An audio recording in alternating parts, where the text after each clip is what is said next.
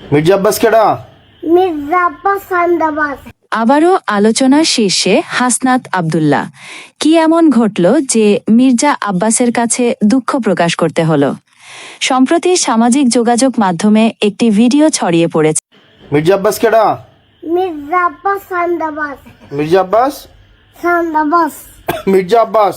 মির্জা আব্বাস চান্দাবাজ। মির্জা আব্বাস বলো। মির্জা আব্বাস। কি মির্জা আব্বাস কে? মির্জা আব্বাস চান্দাবাজ। আমার কোন ভাই ব্রাদার আত্মীয় স্বজন চাঁদাবাজি করতে যায় না। আমার নাম যারা বলবে সে যেই হোক তাকে আপনারা ছেড়ে কথা বলবেন না, তাকে ধরবেন, উত্তম মধ্যম দেবেন, তারপর পুলিশে দেবেন। এই চাঁদাবাজি করে অন্য দলের লোক, নাম হয় বিএনপির। খুব ভালো লাগতেছে কথাটা আপনার, তাই না? জানেন যখন ধরেন না কেন এদেরকে?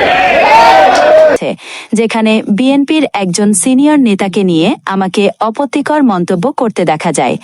ভিডিওটিতে একটি শিশুকেও কথা বলতে শোনা যায়, যা বিষয়টিকে আরও সংবেদনশীল করে তুলেছে।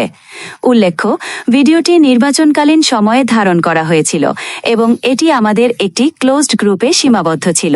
তবে গতকাল এই ভিডিওটি বিভিন্ন সামাজিক যোগাযোগ মাধ্যমে ছড়িয়ে পড়ে। ভিডিওটির জন্য আমি নিঃশর্ত আন্তরিকভাবে দুঃখ প্রকাশ করছি। এই কাজটি করা কোনোভাবেই উচিত হয়নি। ভবিষ্যতে যেন এই ধরনের অনাকাঙ্ক্ষিত ঘটনার পুনরাবৃত্তি না ঘটে এবং রাজনৈতিক পরিমণ্ডলে পারস্পরিক শালীনতা ও সৌহার্দ্য বজায় থাকে তা নিশ্চিত করতে আমি দৃঢ় প্রতিজ্ঞা। ফ্যাসিবাদ উত্তর রাজনীতিতে ব্যক্তিগত আক্রমণ, ঘৃণা বা বিদ্বেষ ছড়িয়ে রাজনৈতিক সৌহার্দ্য ও পারস্পরিক শ্রদ্ধাবোধ নষ্ট করার সংস্কৃতিকে আমরা কোনোভাবেই সমর্থন করি না।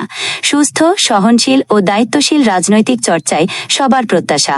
আমার কাজের জন্য আমি আবারও দুঃখ প্রকাশ করছি। তবে জ্ঞানী মানুষের জ্ঞানী কথা, সৎ মানুষের সৎ কথা ভাইরাল তো হবেই। ধান্দাবাজকে তো চাঁদাবাজ বলতেই হবে।